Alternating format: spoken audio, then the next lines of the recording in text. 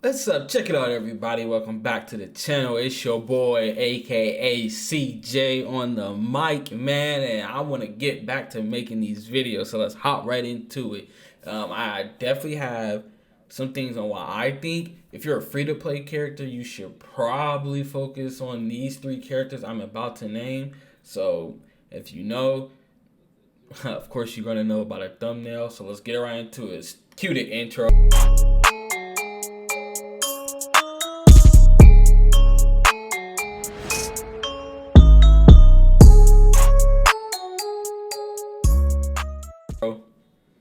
All right, so now here we go. We're back at it.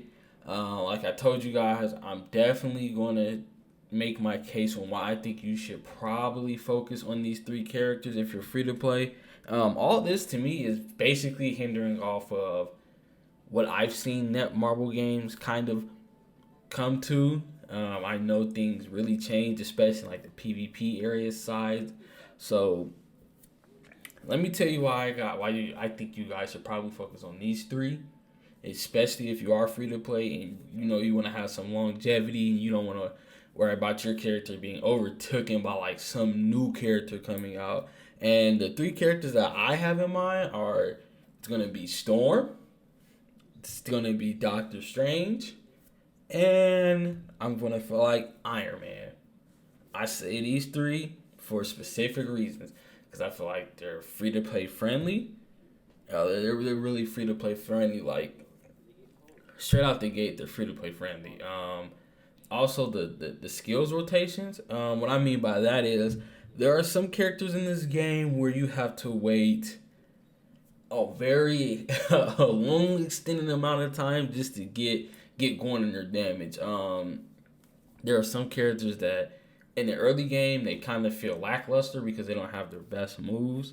But I feel like when I play Iron Man, Storm, and Doctor Strange, I definitely did not feel that way. I kind of felt like, straight out the box, they was kind of, they was definitely doing their thing straight out the box, and then like some of their moves, like I know this invisibility move doesn't come out until later. But like I said, you have this move and you also have this move.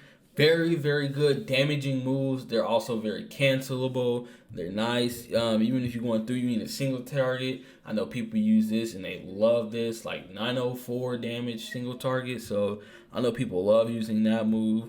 You got a space clearer right here for this. You don't even get that until you get that to like at 50. So you're not really that much into the game. So like I said, bro, moves straight out the gate, good. Free to play friendly. You don't have to build these guys to the alt max. You really don't need regional for them to do what they do because most of their damage might hinders on a single skill that most people really would say.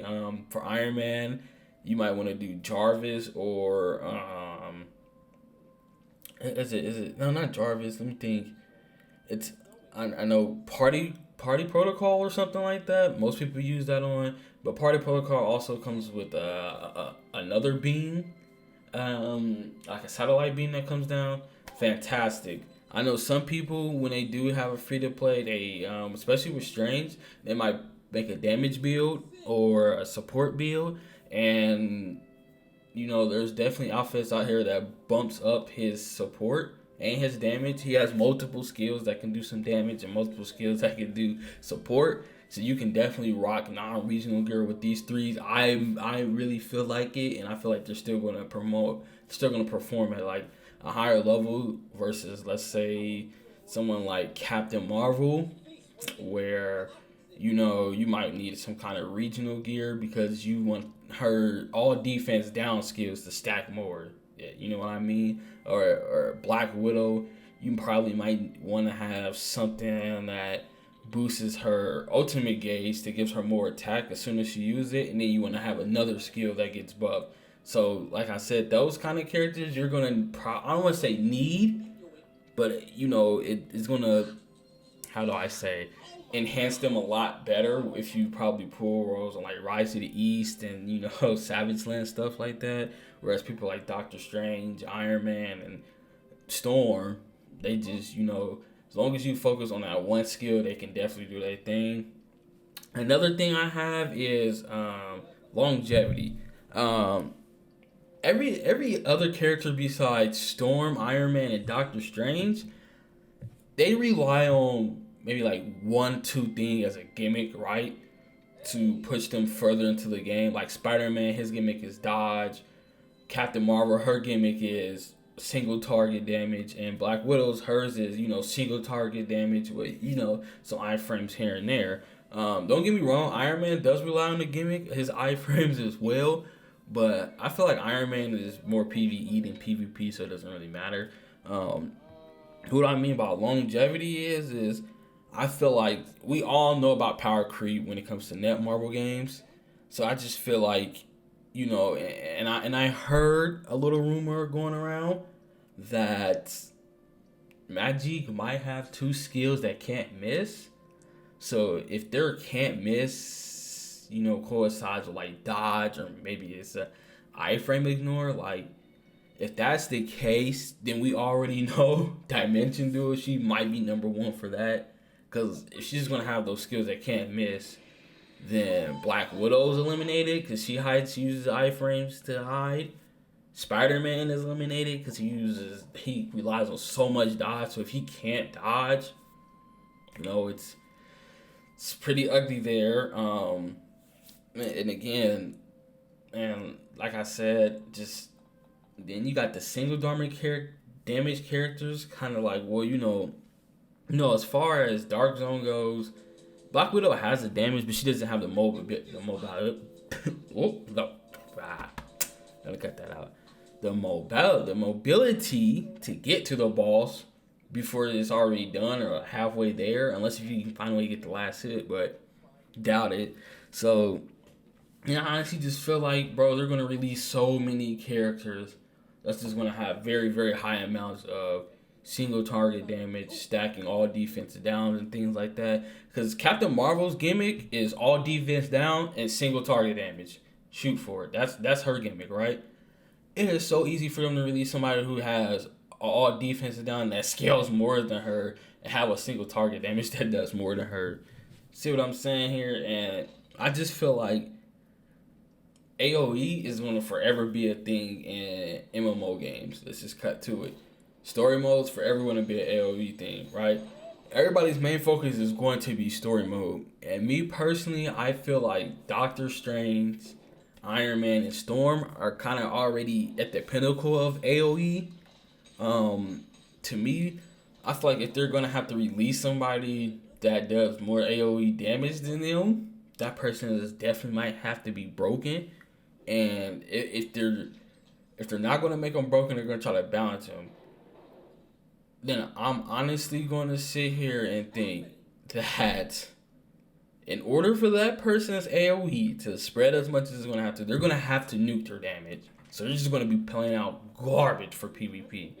So like I said, honestly, I feel in the nearest future, even in the later future, I just feel like Doctor Strange and Iron Man is definitely going to hold their value. I don't see anybody knocking them off anytime soon. So I feel like if you just invest in these three characters, you're definitely going to get your money's worth. Don't get me wrong. You're going to get your money's worth with any character in here. Like, all these characters, you have to spec out. I'm going to be honest with you.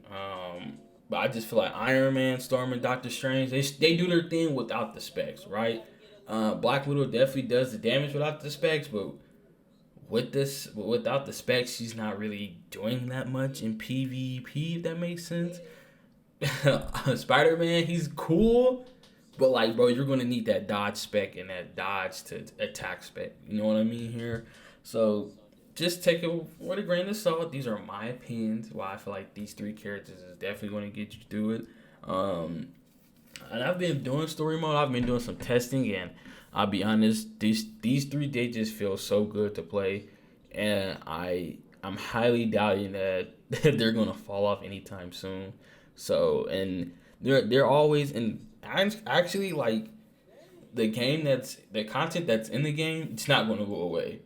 And so stuff like Battle Challenge for at least Storm and Iron Man, I feel like they're gonna keep their value there. I feel like special ops for Storm, definitely going to keep her value there. I feel like Dark Zone, that's probably the place that I'm a little bit worried about when it comes to Storm and Iron Man. It's gonna be a rough one, but I'm willing to say they might keep their value there. But we know for sure story mode. Story mode is the number one game mode.